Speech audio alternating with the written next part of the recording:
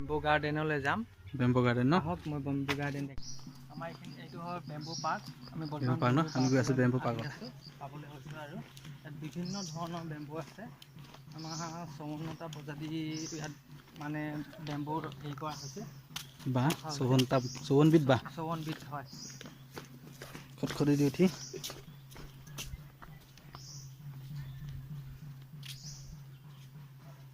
বহুত চাফাকৈ ৰাখিছে, ভাল লাগিছে সেইটো কাৰণে। এজোপা কলচী বাঁহ বুলি কয়। কলচী নিচিনা দেখিবৰ কাৰণে ন? মানে যিবিলাক গ্লাছ বনাই যে। এখন কেতিয়া আৰম্ভ কৰিছিলে? 14 অক্টোবৰ 2018 তাৰিখে। বেম্বু বাগিচালৈ আৰু এই বেম্বু বাগিচাত কিমানবিধ টোটেল বেম্বু আছে? 54বিধ আছে। 54বিধ বেম্বু ইয়াত পোৱা যায়। মানৱৰূপে স্বাদত পায় আমি। বেম্বু বাগিচাত এইজোপা কিবা? চবতকৈ সৰু বাঁহজোপা মানে পৃথিৱীৰ ভিতৰত আটাইতকৈ সৰু বাঁহ। আটাইতকৈ সৰু বাঁহজোপা চব। আটাইতকৈ ওখ উদ্ভিদবিধেই হৈছে বাঁহ, আটাইতকৈ চাপৰ বাঁহবিধ এইবিধ।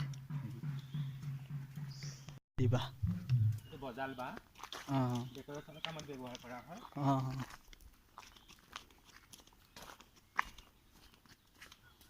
এইটো কয় শিৱ বাঁহ, বৰশী ডাং হিচাপে ব্যৱহাৰ কৰে। বৰশী ডাংডাল নিচিনা দেখিবলৈ। এইটো হ'ল নদালি ভলুকা। ক'ত থলে মোৰ বস্তুটো? এইটো নদালি ভলুকা। হয়। আৰু এইটো হেজ বাঁহ বুলি কোৱা হয়। এইটো প্ৰায় এনেকুৱা বাউণ্ডেৰীত লগায়। যেনেকৈ ৱাল ফেঞ্চিং লগায় তেনেকৈ এই বাঁহটো লগোৱা হয়। এইটো হ'ল মুৰুলি বাঁহ।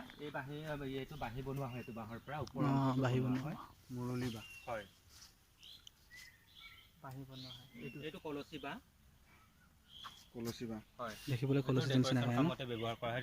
দেখাত কলৰটোৰ দৰে। এইপিনে আহিব।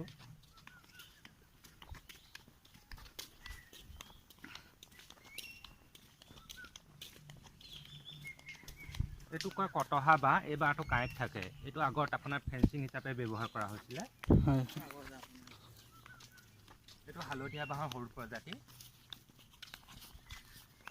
এইটো আটাইতকৈ ডাঙৰ বা কাক বাঁহ বুলি কোৱা হয়। এই ওখটো এটা আমাৰ ঢোলৰ সমান হয় আৰু ওখটো প্ৰায় 100 ফুট হয়।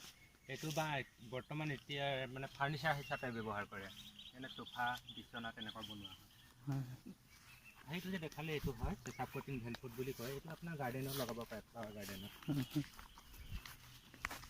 এইটো কলা বাঁহৰ সৰু প্ৰজাতি। আমাৰ ইয়াত 2টা প্ৰজাতি আছে কলা বাঁহ। এইটো সৰু প্ৰজাতি হয়।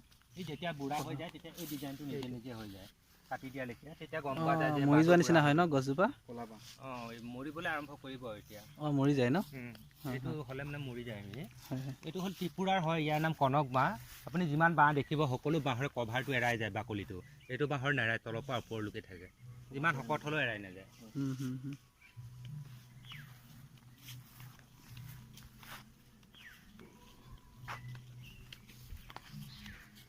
বিজুলী বাঁহ অসমৰ।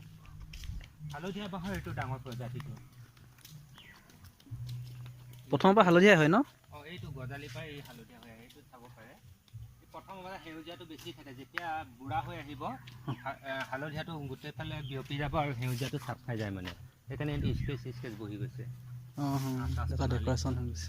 আৰু যোনটো ত্ৰিপুৰা বাঁহ বুলি যে ক'লোঁ, এইটো বাঁহ হয়। তাত যে দেখিলোঁ বাকলি নেৰাই, কিন্তু এই তলৰ ঘৰ আমাৰ উঁয়ে খাই দিছে। চুঙা ভাত খোৱা বাঁহ খাওলাং বাঁহটোৰ নাম। আমাৰতো জাতি বাঁহতে বনাই বাৰু। এইটো বাঁহ পাবলৈ নাই দেখি। ভিতৰত যোনটো মানে ৰাইজটো লাগি নাযায়। ইয়াত এটা বগা চামনি আছে। চামনিটো দি ধুনীয়াকৈ এৰাই আহে। হয়, এইটো আগত পুলিচ আৰ্মিবিলাকে লাঠি হিচাপে ব্যৱহাৰ কৰিছিলে। আপুনি এইটো বাঁহ যিমান বাঁহ চাব চব বাঁহ ফোপোলা থাকে। এইটো বাঁহৰ কিন্তু ফোপোলা নহয়, চলিড হয়। এইটো কিন্তু হেৰি হৈছে আৰু এই কিছুমান নখ মাৰি মাৰি গৈছে। এইপিনে আহক।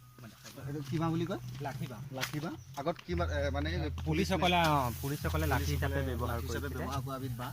এইটো আপোনাৰ চলিড থাকে, ফোপোলা নহয়। বেতৰ দৰে।